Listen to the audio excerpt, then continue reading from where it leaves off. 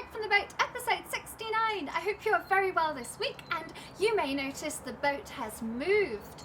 And you may also be able to hear a bit of traffic sound, and I'm sorry about that. We're kind of briefly near quite a main road, but I'll be moving again soon. I mean, I'll be moving the boat, not the road. That would be kind of expensive. But although the road is a bit noisy, actually the bird song is louder, which is quite lovely, and it does seem like everyone's kind of breaking into song at the moment, and the leaves are just coming through, so it's really quite a beautiful spot. Okay, I'm going to get straight in with today's ballad, because today's ballad has been one that I've been thinking about a lot for quite a long time. In fact, it's always been like, I'm going to do Willie's Lady next week, and then I get to there and I'm like, no, I just haven't got it yet. I'm going to do it next week, and this has been going on for a few months. So this week I'm going to do Willie's Lady, and it's such a cool ballad.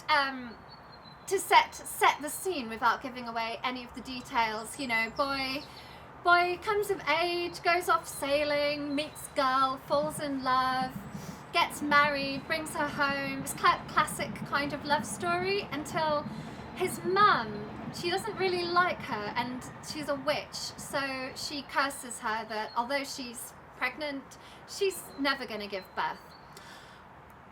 So the setup for Willie's Lady is so fun. There are so many different elements to the story that I love. I love the supernatural, the witchcraft. We get lots of details of the spells. We get a character called the Billy Blind coming in to solve things, and the Billy Blind is quite interesting. There's two interpretations for him. He could be a blind servant, it being considered fortunate to keep a non-working servant who has a disability, because it was believed to give them a second sight, and I think that's something I quite agree with, that it does, as far as I know, you know, if you cut off one sense or something, then you get a special kind of development of the others. So this character is the Billy Blind who steps in, or another interpretation is that he's a household spirit. And the mother-in-law, that's a pretty dynamic role for a woman, and the lady as well, she's offering the gifts to her. There's a really dynamic role of the women in this ballad. It's a ballad that comes to us in one version, well, two versions in fact, from the same lady in the 18th century. Mrs. Brown, she's called. She was Anna Gordon, married and became a Brown. So Anna, cool.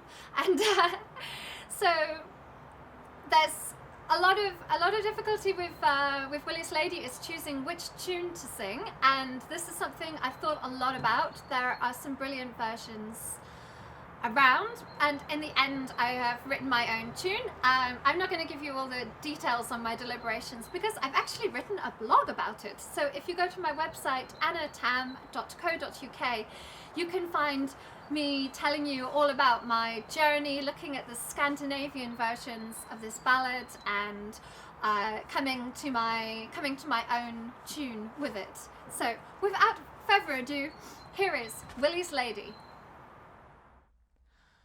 Oh, Willie sailed right o'er the foam. He's wooed a wife and he's brought her home. He's wooed her for her yellow hair, but his mother's wrought her mighty care. A weary spell she's laid on her, that though with child she'll not give birth, but in her bower she sits in pain, and Willie mourns o'er her in vain. And to his mother he has gone, that vowing witch of the vilest kind. He says my lady has a cup with gold and silver set about. This goodly gift shall be your own. Let her be lighter of her bed.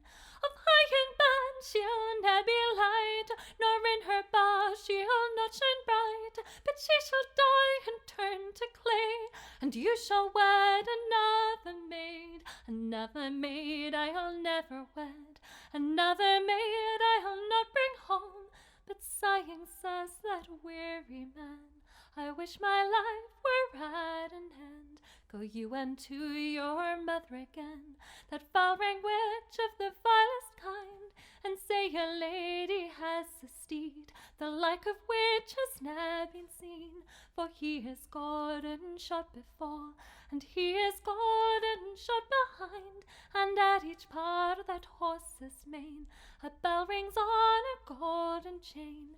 This goodly gift shall be your own, let her be lighter of her ban. Of high and ban she'll ne'er be lighter, nor in her bow she'll not shine bright, but she shall die and turn to clay, and you shall wed another maid. Another maid I'll never wed, another maid I'll not bring home. But sighing says that weary man, I wish my life were at an end. Go you unto your mother again, that foul-rang witch of the vilest kind, and say your lady has a girdle that's woven red gold in the middle, and at every silver hand hangs 50 silver bells and 10. This goodly gift shall be your own, let her be lighter of her ban. Of high and ban she'll ne'er be light, nor in her bow she'll not shine bright, but she shall die and turn to clay, and you shall wed another maid. Another maid I'll never wed, another maid I'll not bring home. But sighing says that weary man, I wish my life were at an end. Then outspoke the belly blind, and I he spoke, and in good time. Go you to the marketplace, and there to buy a loaf of wax. Then shape your child out of this wax, and for its eyes to eyes of glass, and better come to its christening day, and listen well to what she'll say. Oh, who has loosed the 9 witch knots that were among that lady's locks? Who's taken down the combs of care that hung among that lady's hair? Who's taken down the bushwood bine that hung between her bower and mine?